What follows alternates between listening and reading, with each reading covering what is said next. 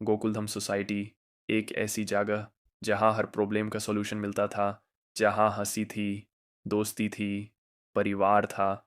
लेकिन एक दिन एक फैसले ने सब कुछ बर्बाद कर दिया। क्या होगा अगर बबीता अय्यर को डिवोर्स दे दे और जेठालाल के साथ शादी कर ले? यही देखने वाले हैं हम आज की इस स्टोरी में। स्टोरी की शुरुआत अय्यर और बबीता के झगड़े से होती है।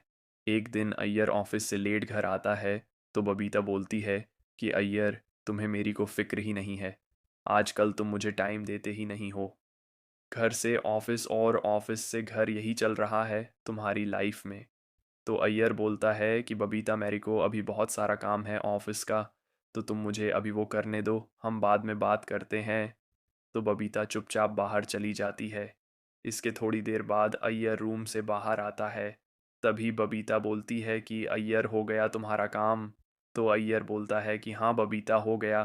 तो बबीता बोलती है कि अय्यर, बहुत टाइम हो गया, हम बाहर नहीं गए, चलो ना कहीं बाहर जाने का प्लान बनाते हैं। तो अय्यर बोलता है कि बबीता, मेरे पास बाहर जाने का बिल्कुल भी टाइम नहीं है, अभी मैं बहुत ज़्यादा थक गया हूँ, मुझे सोने दो, अभी इस बारे में सुबह बात करते हैं। इसके बाद अगले दिन सुबह जब अय्यर ऑफिस के लिए निकल रहा होता है, तभी बबीता बोलती है कि अय्यर, तुमने बोला था ना कि कल बात करते हैं, अभी बताओ कब प्लान बना रहे हो?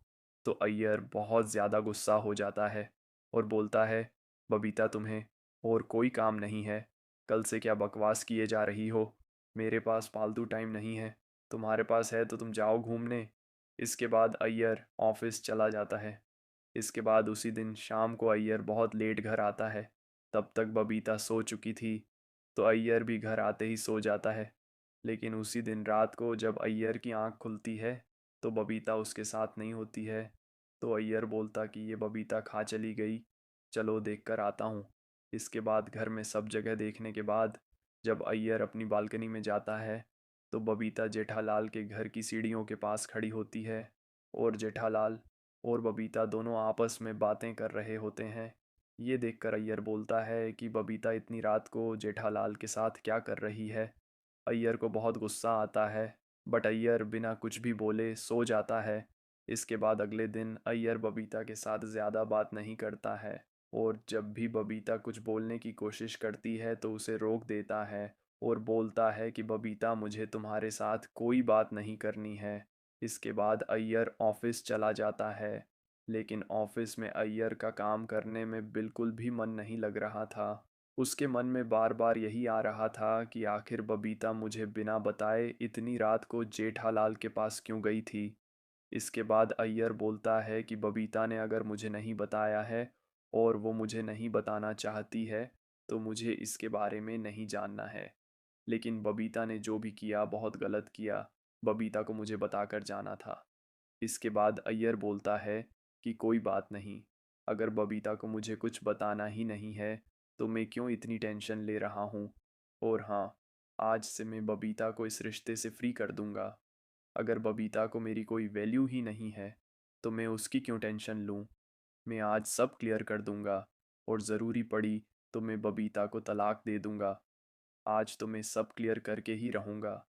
इसके बाद अय्यर जब घर जाता है तो वो अपने साथ तलाक के कागज़ भी लेकर जाता है और बोलता है कि आज सब कुछ बदल जाएगा, क्योंकि आज वो होने वाला है जो किसी ने सोचा भी नहीं होगा।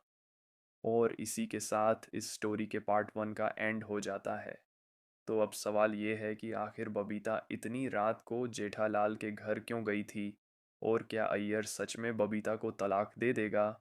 आगे की स्टोरी देखेंगे इस वीडियो के पार्ट 2 में, और पार्ट 2 जल्दी ही इस चैनल पर अपलोड कर दिया जाएगा। आगे क्या होगा जानने के लिए चैनल को सब्सक्राइब कर लो और बेल आइकन ज़रूर प्रेस कर लेना, ताकि आपको सभी वीडियोस की नोटिफिकेशन मिलती रहे। और हाँ, कमेंट करके ज़रूर बताना कि आपके हिसाब से आगे के पार्ट में क्या होगा। और हाँ, ये वीडियो सिर्फ इमेजिनेशन पर आधारित है, इसमें किसी भी एक्टर या कैरेक्टर को क्रिटिसाइज नहीं किया जा रहा है, और ये वीडियो सिर्फ मौज मस्ती के लिए बनाई गई है, तो इसे सीरियसली ना लें।